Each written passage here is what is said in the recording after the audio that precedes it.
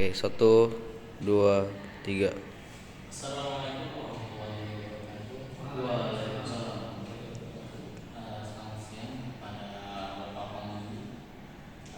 Terima kasih sudah menyempatkan waktu untuk memberikan saya presentasi pada kali ini. Oke, saya Sangat Dilan dari program studi teknologi lokasi internet dengan NPM 278 Di sini saya akan mempresentasikan kajian literatur yang berjudul Peran Teknologi Digital IoT AI dan SIMS dalam transformasi pelayanan kesehatan di Indonesia dari perspektif tenaga medis.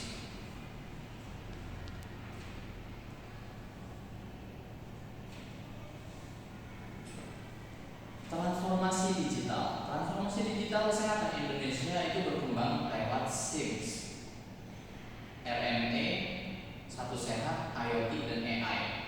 IoT memantau tanda vital pada pasien. AI mendukung keputusan klinisnya, namun implementasinya masih terhambat jaringan yang tidak stabil. Interoperabilitas yang sangat rendah dan minim menunjukkan masalah utamanya yang bersifat sosial teknikal, bukan sekedar teknis. Di sini transformasi digital kesehatan jadi kebutuhan mendesak layanan cepat, aman, akurat, berkelanjutan. Yang kedua ditandai perluasan SIMS, RME, integrasi Satu Sehat, telemedicine, serta pemanfaatan IoT dan AI klinis.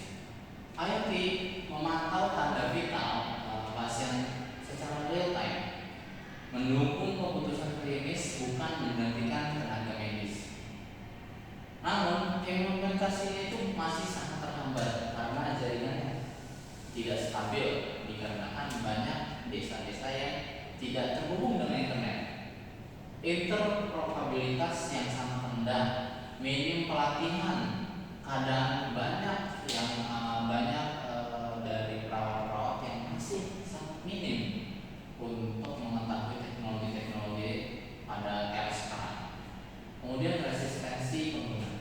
Nah, masalah utamanya itu ada di masalah utama yang bersifat sosio-teknikal yang dimana melibatkan manusia, organisasi, teknologi, regulasi, dan budaya kerja.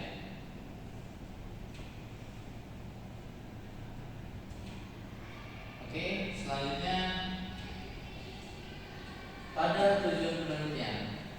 Penelitian ini bertujuan untuk menganalisis peran IoT, AI, SIMS, dan RME dalam transformasi pelayanan kesehatan. Di sini menjelaskan pengaruhnya terhadap efisiensi dan keselamatan pasien, mengidentifikasi kesiapan tenaga medis, menguraikan tantangan interoperabilitas dan keamanan data, serta merumuskan rekomendasi transformasi digital yang lebih adaptif. Yang dimana di sini yang pertama menganalisis peran IoT, AI, SIMS, dan RME dalam transformasi pelayanan kesehatan. Lalu menjelaskan pengaruh teknologi digital terhadap efisiensi kerja, akurasi data, keselamatan pasien, dan koordinasi layanan. Lalu mengidentifikasi kesiapan penerimaan kompetensi digital dan hambatan tenaga medis. Lalu di sini saya menguraikan tantangan interoperabilitas, integritas kesehatan, keamanan data pasien. Lalu merumuskan rekomendasi konseptual transformasi digital kesehatan yang adaptif. Lalu kerangka pemikiran, kerangka penelitian. Kerangka pemikiran ini memakai pendekatan input proses output. Input berupa masalah transformasi, yaitu masalah kesehatan, Proses berupa kajian 30 literatur yang saya pilih, dan outputnya berupa sintesis serta rekomendasi transformasi digital kesehatan.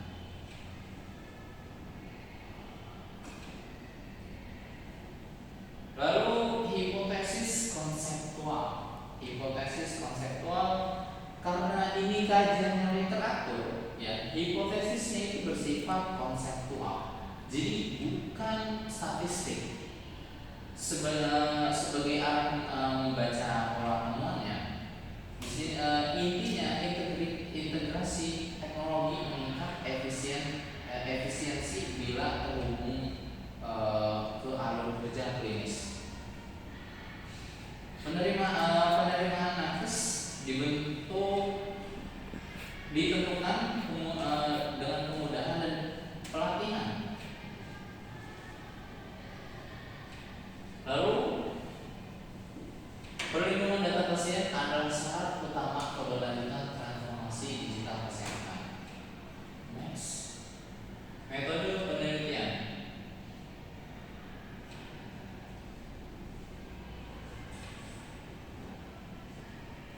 Metode yang saya gunakan adalah kajian literatur mandiri, bukan penelitian lapangan dari 35 jurnal-jurnal yang saya cari. Nah, dari 35 PDF yang saya kumpulkan itu akan diseleksi menjadi 30 literatur utama dikelola dengan menggunakan aplikasi.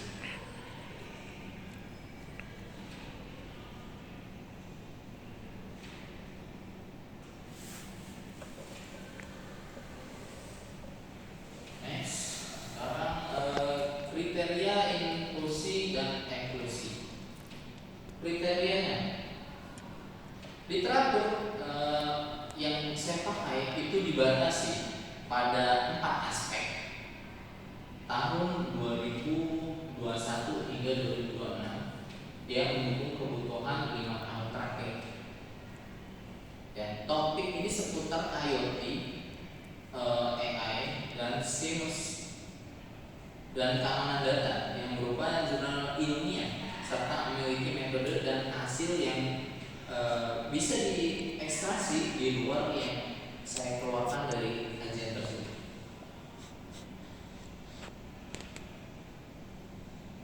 Lalu prosedur kerja. Kajian dilakukan melalui 7 tahap. Ya.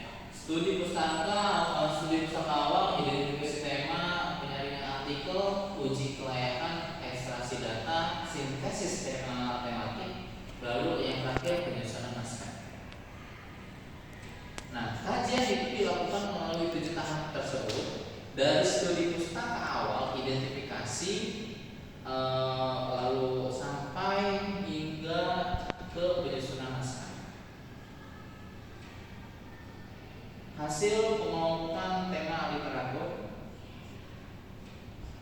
IoT kesehatan. Yang pertama IoT kesehatan, pemantauan real time dan persepsi perawat. Lalu ada AI atau CDSS, dukungan keputusan klinis dan kesehatan nakes. Lalu SIMS, efisiensi hambatan evaluasi penerimaan. Lalu satu sehat dan interoperabilitas. Integrasi data lintas fasilitas kesehatan, keamanan data, kerahasiaan integritas, keamanan siber, dan kompetensi SDM, literasi digital dan kesehatan implementasi. Nah, 30 literatur terkelompokkan jadi 6 tersebut.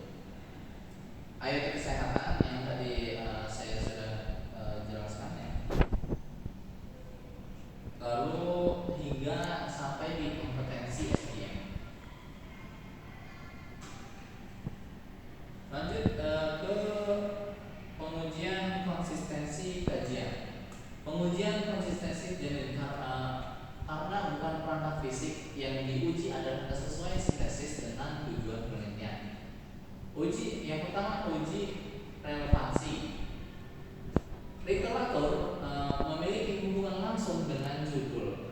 Tiap tema IoT, AI, SIMS, RME, interoperabilitas dan keamanan itu didukung citasi yang spesifik. Lalu uji konsistensi tema. Sebagian besar literatur itu mengarah pada simpulan serupa seperti manfaat nyata, tetapi tidak otomatis tanpa kesiapan pengguna dan organisasi. Lalu uji ketetapan rekomendasi saran ini diarahkan pada pelatihan penguatan kompetensi penyederhanaan antarmuka, infrastruktur dan keamanan data.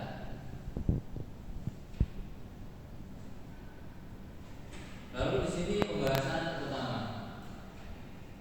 5 poin ini itu membahas yang paling utama yaitu IoT. Yang pertama harus terhubung kepada alur bersejenis agar tak menambah beban. Jadi AI atau CDSS itu berperan sebagai pendukung, bukan pengganti keputusan. SIRS atau RMA itu mempercepat layanan namun terhambat resistensi pengguna dan minim pelatihan. Interoperabilitas satu sehat itu butuh standar dan kesiapan teknis yang sering tertinggal dari regulasi dan keamanan data pasien yang harus unsur utama bukan sebagai pelengkap.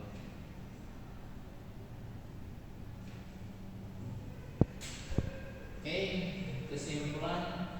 Jadi IoT AIC sebenarnya berperan penting dalam transformasi pelayanan kesehatan di Indonesia. Pemanfaatannya besar, tetapi transformasi belum optimal. Infrastruktur, pelatihan, interoperabilitas, dan keamanan data masih jadi hambatan berulang. Keberhasilan digitalisasi diukur dari penerimaan dan kepercayaan tenaga medis, bukan sekedar tersedia aplikasi. Lalu diperlukan juga pendekatan sosio-teknikal yang menggabungkan teknologi, manusia, organisasi, regulasi, dan keamanan data.